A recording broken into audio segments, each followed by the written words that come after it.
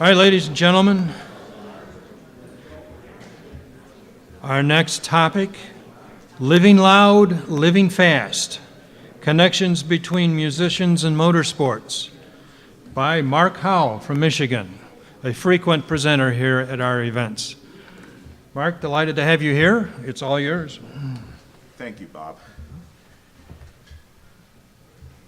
And I will echo everyone's sentiments that it's nice to be back in person. I think we've missed getting together here at the Glen, and it's nice to be enjoying some time together. Just as kind of an introduction to this topic, I've been working on a manuscript the last couple of years looking at the connection between motorsports and the manned space program, and not so much in the technical aspect. I think that's been covered in quite enough detail. But I'm looking at the personalities, looking at the connection between astronauts and drivers, a lot of astronauts who were hobbyist drivers, some who became professional drivers later in their careers. And in doing that research, I stumbled across occasionally names of musicians who sort of fell under the same category as hobbyist racers, or in many cases, actually competitive racers. And so that's where this presentation sort of took shape.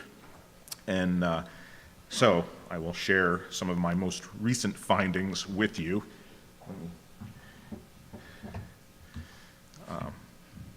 I am I guess I fall under James's category of the older automobile enthusiast. I have to get my glasses on here. And I will add, I have multiple sclerosis, hence the chair for getting around, but I will have you know that Bobby Unser had the exact same chair that I do. And I won't say that's the reason I bought it, but after I got mine, I noticed him at the Ford Museum doing some promotional and some work with the display they put in down there, and he had the same exact chair. So that's. Did you beat him around the track? I don't know. I would like to try and set a closed course record with this later, but the track is closed now, so that's unfortunate. We need to start meeting earlier in the year. So with that, let's delve into this, and we'll see what happens. It might seem challenging to find a direct correlation between country music legend Marty Robbins and heavy metal frontman Vince Neil, but one needs to look no further than an asphalt speedway. Despite their differences in musical genres, clothing styles, and their respective eras in entertainment history, these two outwardly unrelated personalities are more similar than one would think. That's because both escaped the demands of the music business by climbing behind the wheel of a race car.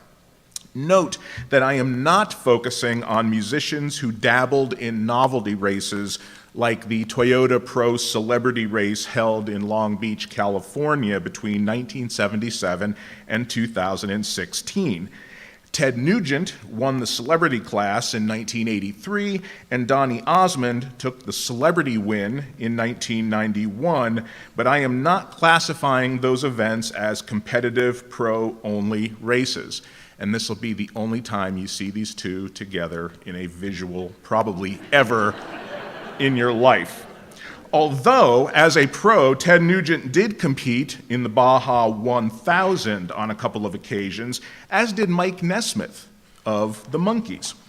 My focus is on the handful of professional musicians who have spent their leisure time as professional race car drivers. The two occupations enjoy somewhat of a symbiotic relationship, a unique relationship highlighted by the need for participants in both of these audience-oriented, public performance-based disciplines to demonstrate numerous essential qualities, including patience, timing, memory recall, teamwork, hand-eye coordination, and control. While it is the accumulated wealth of most professional musicians that enables them to collect specialized automobiles, it does not by any means require them to drive those exotic cars competitively. Motorsports are not for the faint of heart. Racing cars is not only inherently dangerous, but it is prohibitively expensive and both physically and mentally challenging. Perhaps it is these last two demands that link motorsports to music. Both activities tend to be performed before a paying audience, and both require the participant to be something of an exhibitionist. Any fear of failure must be overshadowed by prodigious confidence. A musician who makes a mistake will recover from their error by staying calm and pushing onward through the song. A racer who makes a mistake, on the other hand, will hopefully recover enough control to stay on course and avoid wrecking their car and themselves and others. One of the first professional musicians to climb behind the wheel of a race car was Johnny Clay, a jazz trumpeter and band leader from England who gave up the music business entirely and moved to Belgium to drive competitively. Clay made 23 Grand Prix starts between 1948 and 1956, scoring his first career victory at the 1950 Grand Prix des Frontières in Chimay, a race he won again in 1951. In 1953, Clay won the Liège-Rome-Liège Rally, and in 1954, he managed to win his class in the 24 Hours of Le Mans. Unfortunately, Clay's racing career was cut short when he was diagnosed with TB in 1955. The musician turned racer died the next year at the age of 39. Johnny Clay transitioned smoothly from a career in music to a career in motor racing. But it's important to acknowledge that not all musicians who enjoy racing see themselves on a starting grid. Some musicians utilize their creative gifts in admiration of motor racing achievements and history. The late George Harrison, for example, was a close friend and admirer of Jackie Stewart. Stewart wrote a book in 1972 titled Faster, A Racer's Diary, which chronicled his 1970 racing season, a year that was scarred by troublesome race cars, unreliable sponsors, and the on-track deaths of two fellow drivers, one of whom, Jochen Rindt, was Stewart's best friend. Harrison, who had a collection of racing photographs, spent 1977 traveling the circuit with Stewart. His experiences resulted in the song Faster, which reflected on the trials and tribulations of Formula One as seen from Stewart's perspective. The song appeared on Harrison's self-titled solo album in 1979. Another musician who put his fascination with motor racing into song was Mark Knopfler.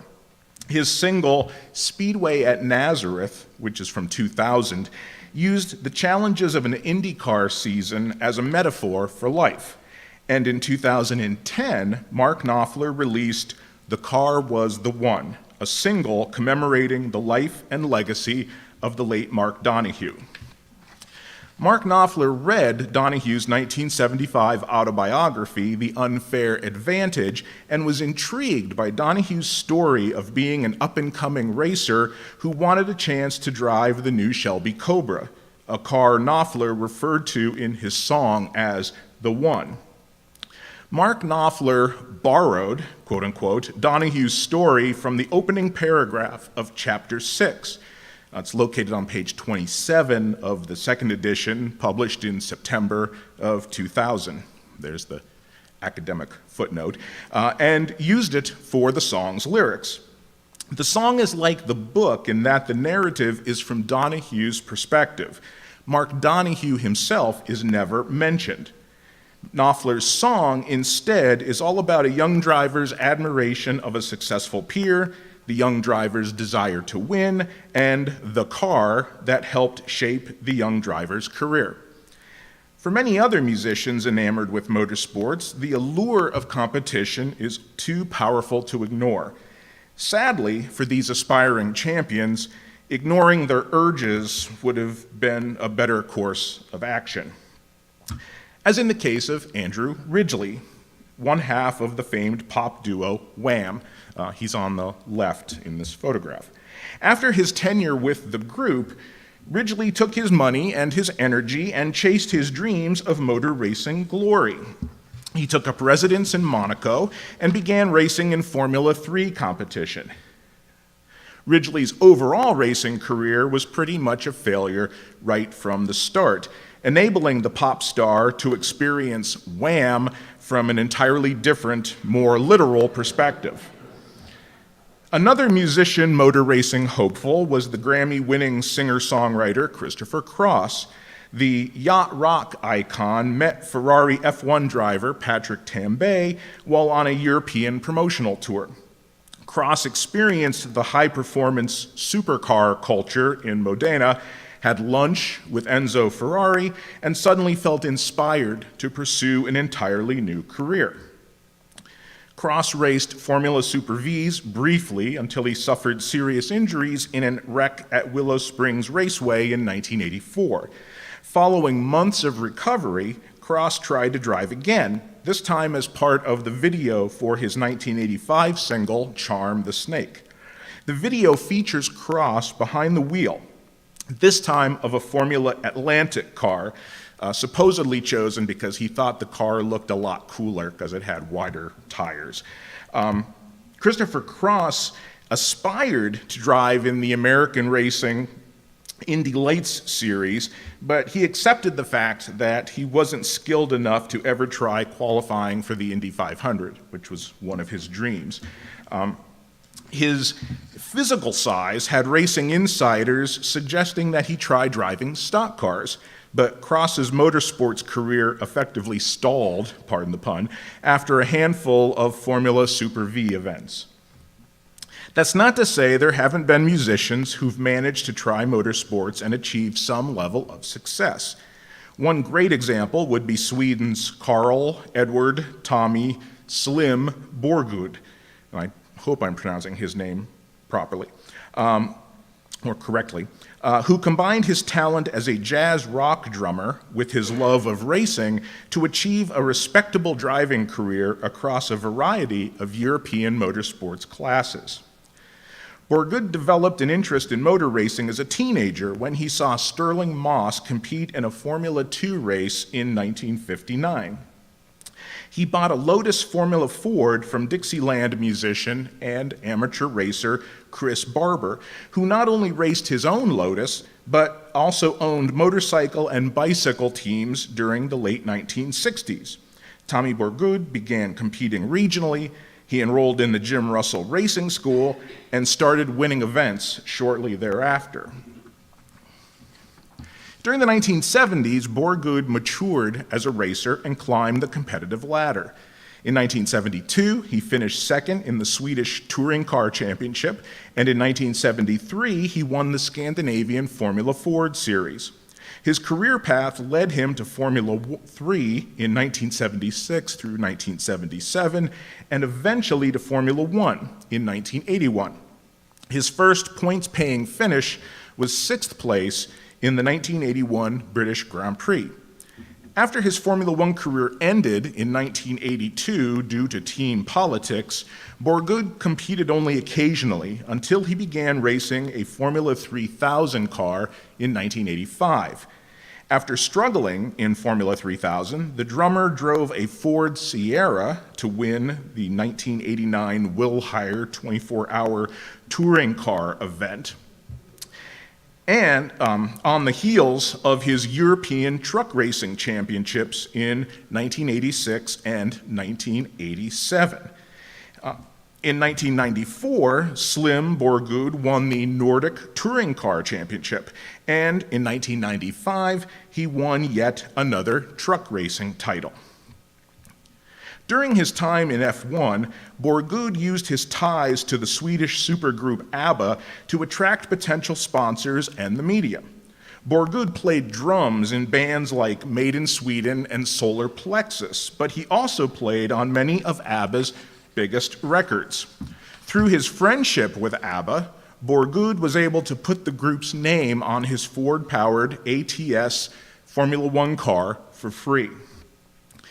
This method was used by another rock drummer with ties to motorsports.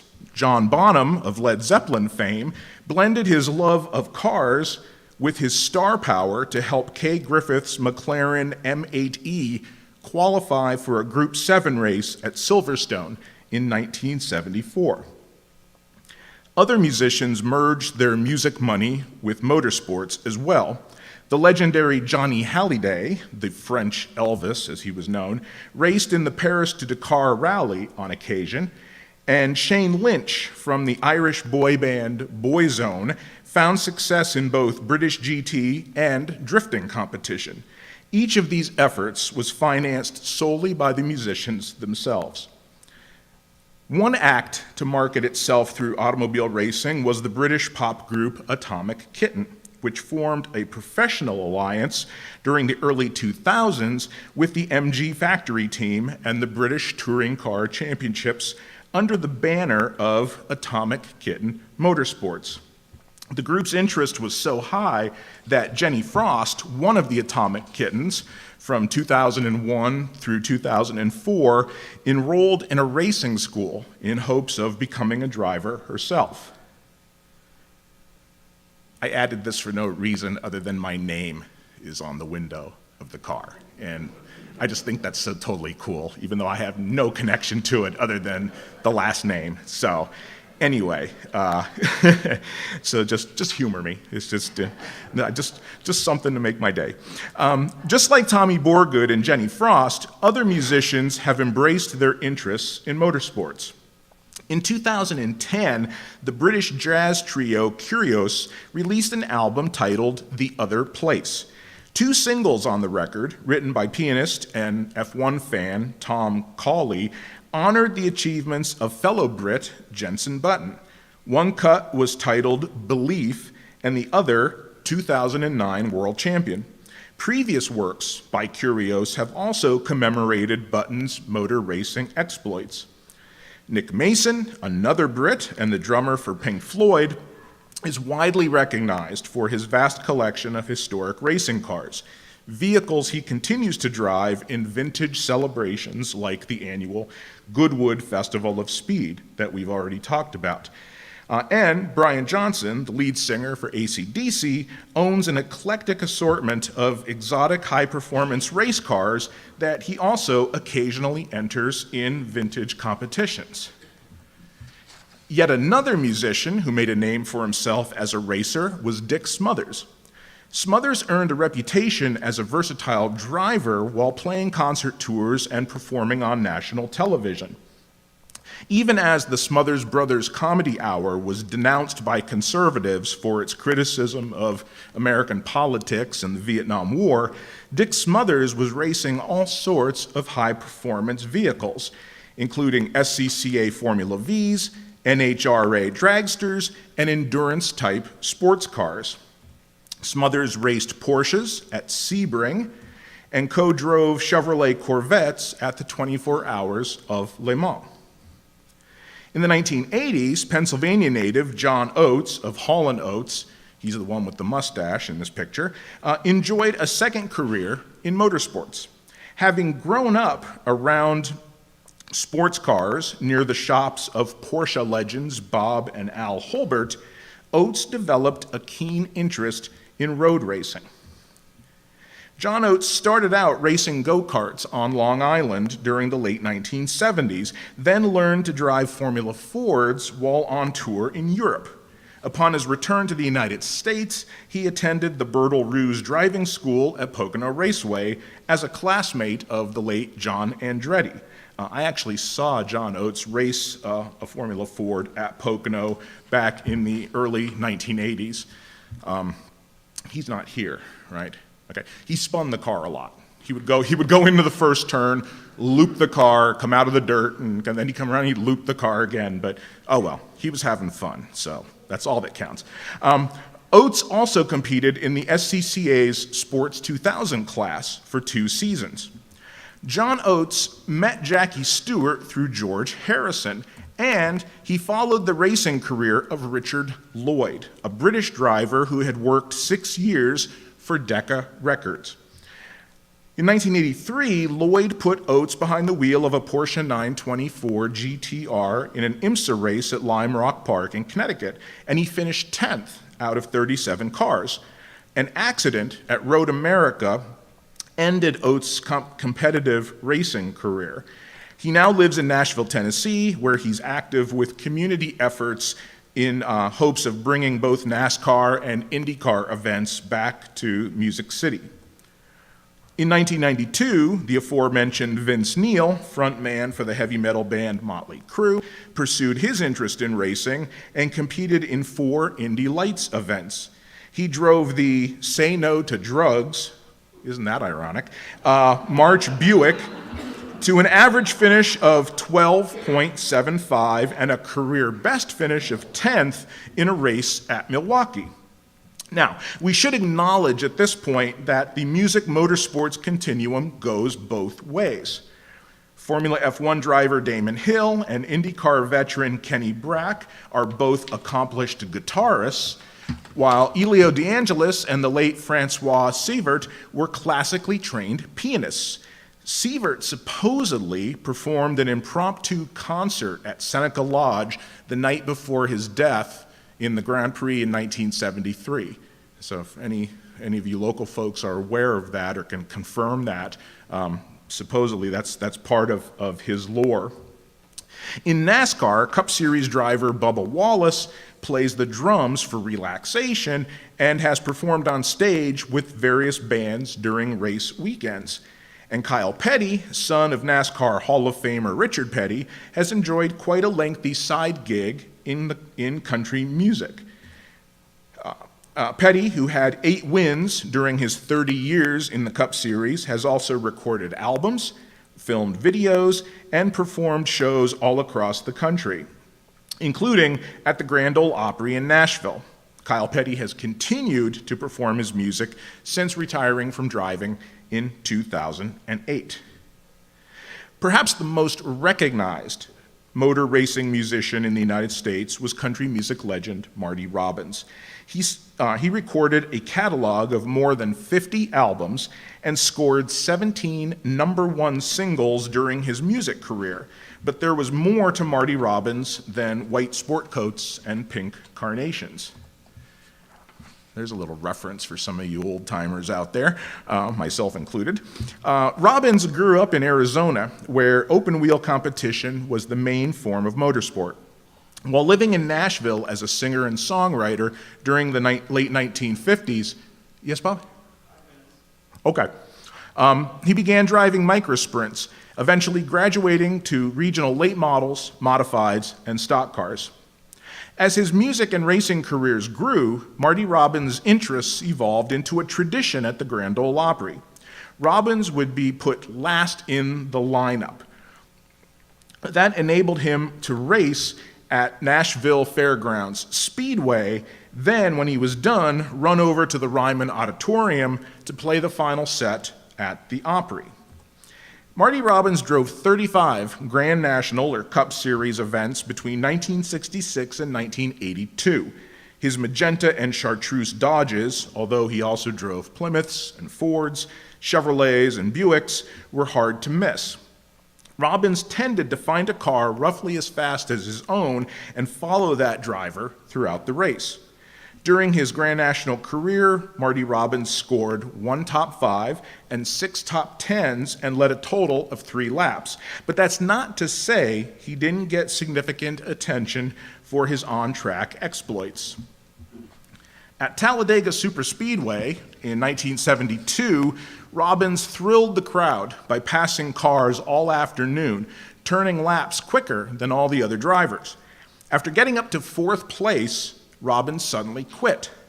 He was going to be named Rookie of the Race when he suggested that NASCAR officials take a closer look at his Dodge.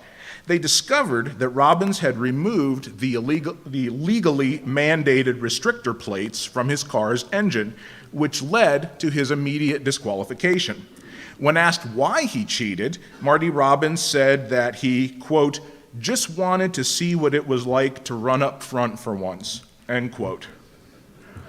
And on lap 3 of the National 500 at Charlotte in 1974, Marty Robbins purposely drove his Dodge into the retaining wall at about 160 miles an hour when he came up on Richard Childress's number 3 Chevrolet sitting broadside across the track. Robbins suffered multiple injuries, including a black eye and cuts to his nose and forehead in the mishap. Took 32 stitches to patch him up. But it's widely believed his actions saved Childress's life. Given such reasoning, it's been suggested that Marty was personally responsible for Dale Earnhardt's Hall of Fame career at Richard Childress Racing. Marty Robbins drove his last race at Atlanta in the fall of 1982. On December 8th, Robbins died following his fourth heart attack. He was 57 years old. When news of his passing was announced, Marty Robbins was remembered as an award-winning musician and songwriter, but he was visually depicted in the media as a NASCAR Cup Series driver. The connections between music and motorsports are many. Both pursuits epitomize the spirit of show business. Both require highly focused concentration and impeccable coordination. Above all, both activities challenge participants to push beyond expected limits. In motorsports, just like in music, success is measured by one's ability to transcend supposed or expected norms. Being a musician means being a student of technique, tradition, and the benefits of practice. The same can be said of racing. Performance in both endeavors is measured by the quality of your achievements. And with that, I thank you for your time and your attention.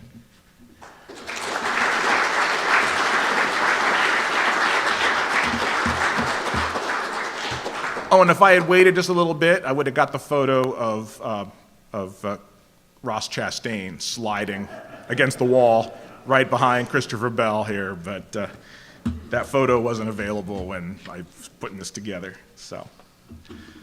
Thank you, Mark. Your usual riveting presentation. Are there any questions? Just a moment.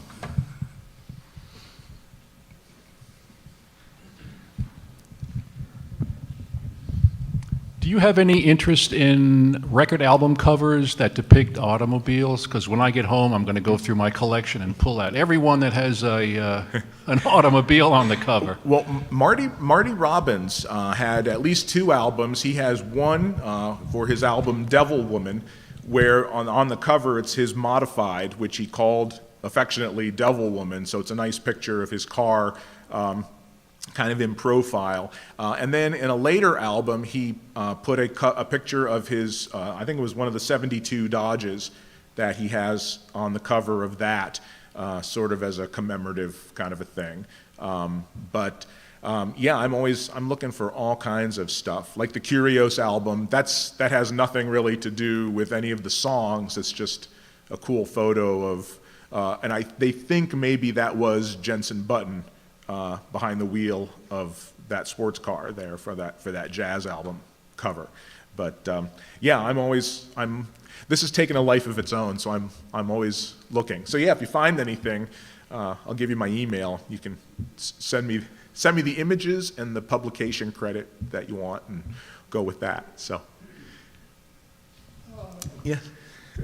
Hard not to get into this subject without thinking about the Beach Boys as well. I mean, they basically made a whole kind of a career out of the California car culture with 409 and Little Old Lady and et cetera, et cetera. Right. It's fascinating because they... Well, and I came across them. I was at one point in this research, I came across some information about the Smothers Brothers and the Beach Boys co-sponsored an NHRA Top Fuel dragster back in the late 60s. And I thought, this is really interesting to have these two bands that are so, kind of, sort of at the peak of popular culture coming together to co-sponsor a car. It turned out that neither group had anything to do with the team.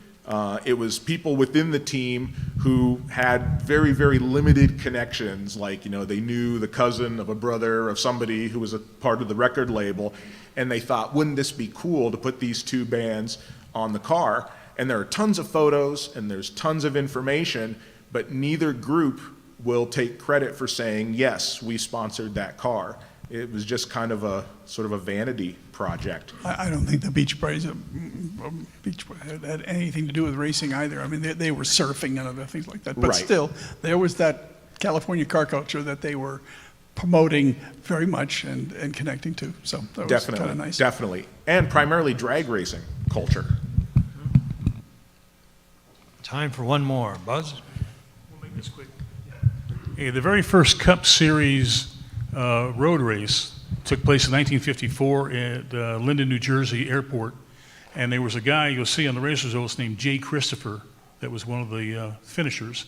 Well, Jay Christopher wasn't his real name. His real name was Conrad Janis. And if you remember the Mork and Mindy TV show, he was the bald-headed guy that played Mindy's father. And he was also a jazz musician out of New York City. That's right. He was a musician. Yeah, and if he had used his real name, he would have lost his amateur standing with his race car club. So he went ahead and he ran that one race, and I was able to track him down, and I asked him about it. He said, oh yeah, he said, that was quite an experience for me because we were gentlemen racers, and those NASCAR guys were a bunch of ruffians. Now, and where did he finish? Do you know? He finished like 27th or something. He only lasted a handful of laps, and he had his little XK120, and he was really afraid he was going to get it dinged up, so he pulled in. But they ran, half the field was sports cars, and half the field was the stock cars. Okay, yeah. Yeah, those.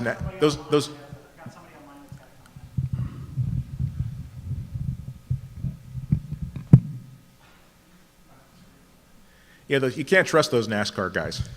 They'll stuff you in the fence as soon as they get a chance to. All right. One of our online viewers, Darren Tahara, says, tell Mark that Brian Johnson competed at Watkins Glen in the historic race in the early 2000s. Very cool. That's good to know. I will now have to go and I'll have to find a place around here that has archival information about Watkins Glen and see if I can find some photos or some track records or something. So if anybody knows of a place, let me know. Time for just one more quick. Yeah, Mark, one of the earliest musicians I know of getting involved in motorsport was band leader Guy Lombardo. He was a well-known boat racer back in, I guess the 30s to the early 50s, and at one time I believe he held the world water speed record.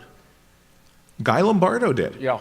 Oh my gosh, okay, I haven't even looked into other kinds of motorsports, but yeah, in my NASA research, there were Gordon Cooper and Gus Grissom were boat racers. They would team up and they would do essentially like offshore hydroplane type things, and so there is kind of a boat racing theme. But I'll definitely have to track that down because that's fascinating. Paul Whiteman, the big band leader, was instrumental in the development of Daytona International Speedway. He was one of the sort of the movers and shakers behind that. And so, yeah, the deeper I dig, the deeper I go. There's a lot going on here. So I appreciate all the feedback. And that goes for anybody. Any kind of information you have, please feel free to share it with me. Mark, thank you very much. Thank you.